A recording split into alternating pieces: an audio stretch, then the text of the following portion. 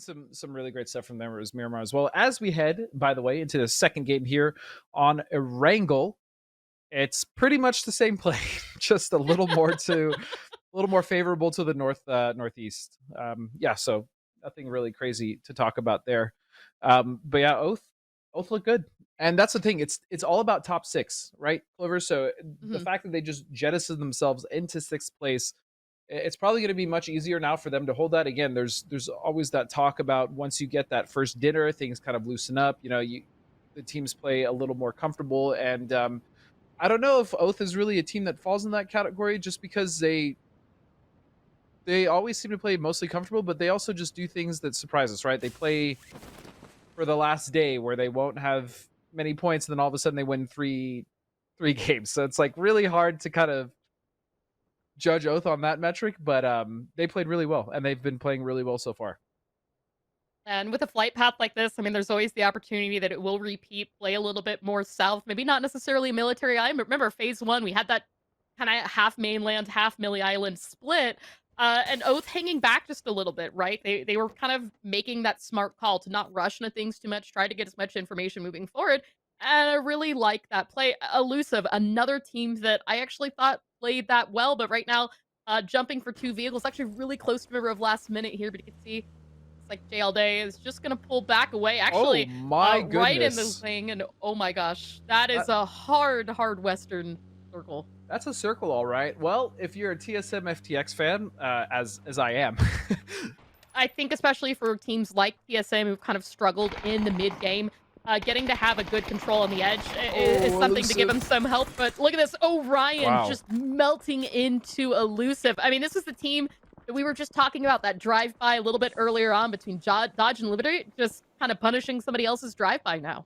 Flawlessly, if I might add. Yeah, that was brutal. I mean, Elusive didn't even get a chance to really react, as we see last minute here now going towards this coast here. This coast hill. Actually, Justice is going to be taken out, and SONIQS and E United. Here we go. This is the fight for the tower. You're just overlooking Gatka Fields. Nate's coming in. Tig is actually going to get really low.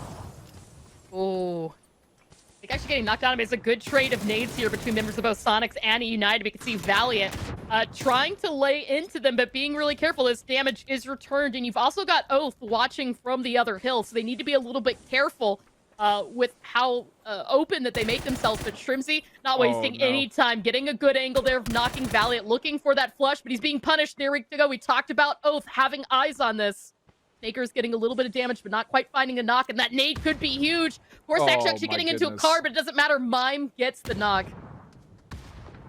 And United, I mean, after getting a knock, just got picked apart. Now they're just backing off, leaving Corsac to just die.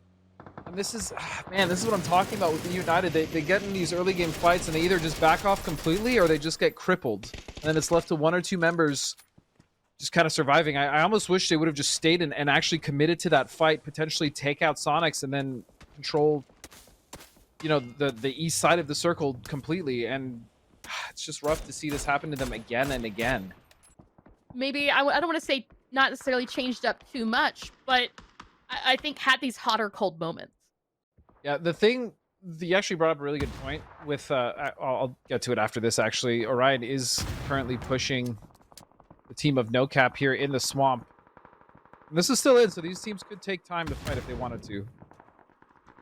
Yeah, and I mean, Dodge is in close enough range to third party this as well. You can see you've got Vegas and Halo Senpai he's on wrapping up to fire. the south, and Dirty Zin just Oh sends it my in goodness. at it, and Super actually just annihilating members there of Orion. Sociopath up on the roof. The only thing that's kept him alive thus far is Gaska and Zin flushed out. So Orion down to just one member. But I mean, look at the mini map. Dodge completely wrapping around this, and once this fight ends, we might see them just push and engage into a very badly damaged No Cap right now, sitting on 3 kills, but they still got 4 standing.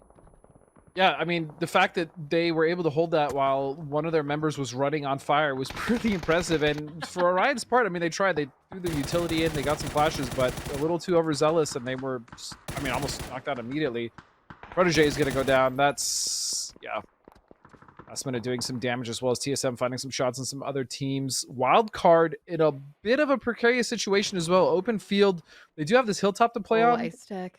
but Ice Tech, Yeah, I don't. It's going to be rough for him to get out of this. With Dreams, you can see T-Sock trying to be a little bit careful on what to do with this. With Ice Tack Good actually read. getting taken out, Nice he's going to read. get that knock and flush onto Dreams. 5 kills now for Wildcard, another team that we've been talking about needing to put in that work. They're still consistently in 11th place, but I think they're making smarter plays this game. And this is really rough for last minute now, as it's just down to Suki Boy, who's stuck between his UAZ and nothing else, really, as the circle has shifted, and none of these teams are even in, and this is what I was worried about Wildcard. Although they had a good position to play initially on that west side of that hill, they are going to have to move in, and they're going to have to move in right into TSM. Yeah, I mean, that bottom kind of 3 o'clock to 6 o'clock is just open field with not much else besides a couple of hay bales to play from. So you've got that position that Oath has to the north. There's a little bit of forest north of them that a team might be able to move into. Then you've got the little bit of the kind of vantage point that TSM has in their split. Veritas have found themselves a nice little dip to play out of Gravity out to the south, and there's not much else. So with 11 teams up and alive, I really expect a huge bloodbath going into phase 6. I feel like we're going to lose half these players. Yeah, and I don't think you're wrong. We'll definitely lose at least half these players coming into this circle. I'm just trying to look at it right now, and yeah, the north is going to be a mess. Dodge is really actually the ones that are positioned to take advantage of that the most, right? And they even still have members in the swamp holding out members from not only NoCap, but Wolfpack. Yeah, and depending on how many of these players from the north can survive this onslaught, move into Oath's position, might also affect SONIQS, who are just out to the east. But Back Monster, Veritas working their fight in as well. I mean, just absolutely laying into players right now. I'm even amazed. Back Monster, the last still standing up here for Wolfpack. Starting to really keep that pressure onto NoCap. If you could just get that last member, this is going to be huge for them in terms of kills that they really need for that leaderboard position, especially if they want to try and jump up a little bit higher. NoCap getting eliminated. You can see it's a lot of it from work Dodge has been putting in. Meanwhile, Wildcard, you talked about this, managed to wrap in further south, but they came upon TSM, managing to get 2 members down, 3 members down, Oh, getting a lot of help from Eternity. Eternity on the backside. Eternity just ripped TSM FTX apart, and now they are sandwiched between not only Dodge, but Eternity coming in. Last 2 members, but enough to do so much damage. Wait a second. Sneak attack. Oh, T-Sock, there we go. Wildcard, we talked about their presence here, finally getting that engagement back into this. You've got so many teams stacked up one another, but now in throwable range, Veritas walking into this as well. T-Sock down to 1 HP here. One more throwable. That might be all it takes. 1 bullet. He can't get this first aid kit off, but you can see Vexel trying to close the gap. No time to get the res on his teammates now as a phase 5 blue zone closing in. Luke 12 also taking on a lot of damage for members of Dodge out to the north. Lampola actually is just sending it this position. All the solos right here in a bit of trouble. And Dodge did, honestly, the right thing, right? They waited. They knew that TSM's position would probably be one of the better ones going into the next couple circles, right? Because it has that hill that is completely safe to the northwest once circle closes. They knew that not only was TSM FTX there, but Wildcard, there's another team encroaching on that position. So they waited, and then they just took their time, and they picked those teams apart. Because of that, they were able to get a much better position. But looking at Veritas now, Gravity is pushing on their position here on this dirt road.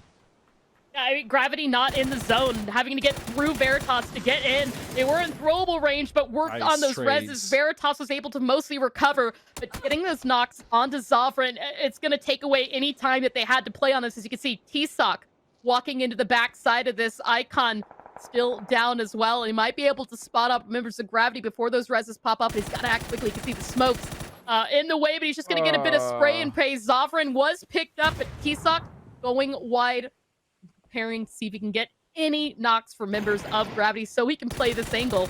Spots 1, gets the damage to connect, but it is not enough. Zofran taking T-Sock down, and Wildcard is eliminated into 8th place. And I mean, we predicted it. We had 39 players, now down to 19. Bloodshed has just been absolute with the circle. And Oath has been chilling. They have not had to do much. But I'm pretty sure we've seen quite a bit of damage still coming out of Oath. So it is going to be Dodge pulling up just on the west side of the compound. They do have a ridge to play with. The problem is... Lampalot! Oh, no. Well, the problem was, I was going to say... Orion right behind them. That was a really nice nade. But now also that knock they're going to have to deal with. This is actually really good for Dodge and SONIQS in the sense that Oath is now going to have to split their focus. Mainly for SONIQS. This is going to be a huge boot for them to start moving up and taking pressure, applying pressure onto this compound and Oath. And Gravity getting a little bit of help there. Lampalot knocked a member of his teammate. Gravity knocked out Lampalot. That's 2 taken out for Dodge. Halo Senpai still knocked down. Finna was taken down by a member of Oath. And Vegas not in a position really to move beyond this point. He did get the res onto Halo Senpai. I mean, but when you look at this, right, if they peak themselves up, they're going to have to really commit to crashing to one of the members of Oath's compound. But you've got Back Monster still up and alive, and that was a big distraction for Oath. They did get a knock onto Kickstart, and it might be a little bit too late to get the res here. As you can see, Balefrost was making an attempt, but can't get through the cars. So many vehicles parked. He's got to get through the UAZ, then he's got to get through the buggy, then he's got to get through the Dacia. It's ridiculous. I mean, we've seen a lot of vehicle crashes in these types of compounds. I think Oath was just prepared, right? Like, we'll just put so many cars in here, nobody can get there's upstairs. no way to get upstairs. Honestly, that's not a bad idea. Oh, which is smart. play, right? Which is smart. Yeah. But he's taking so much blue damage now. Did he throw that smoke? He threw that smoke. Which is crazy because Gravity, I still think, don't realize that he's there. Yeah, that's true. They might have thought that Shrimzy or right someone from SONIQS, threw it. Yep. He waited right when SONIQS started their smoke wall to throw smart. that. It's smart. There we go. SONIQS throwing out more smokes. Waldo throws another. Oh no. No, he's okay. Waldo's okay. He's surviving. Sorry, my sole focus right now is on Waldo and if he can actually make it. So ridiculous, this circle. But here comes the fight from Oath and SONIQS. A lot of damage coming out from Shrimzy. Hwinn falls a bit to the blue zone here. Nice damage there from Relo into Shrimzy, down to 4 HP, but already brought out that first aid kit. Is actually going to fall to Balefrost. That's 2 members of Sonic down now. Waldo was spotted. Gravity with 2 up. Both managing to keep 3. Spotting more members of Gravity. They're just completely lined up here. Can they get another win right now? They actually lose another player. Snakers, though. He's going to fall, and SONIQS pick up the win here with 8 kills. It's crazy too because the last 3 teams in the first game was also SONIQS, Oath, and Gravity. So not bad. Gravity, first of all, huge shout out to Gravity. SONIQS obviously played that very well, and Oath for their part did as well. But Gravity, that's the second game in a row now. They've made it to the top 3. They made a huge impact with kills. Yes, they didn't get the win, but that is going to be very beneficial to that team.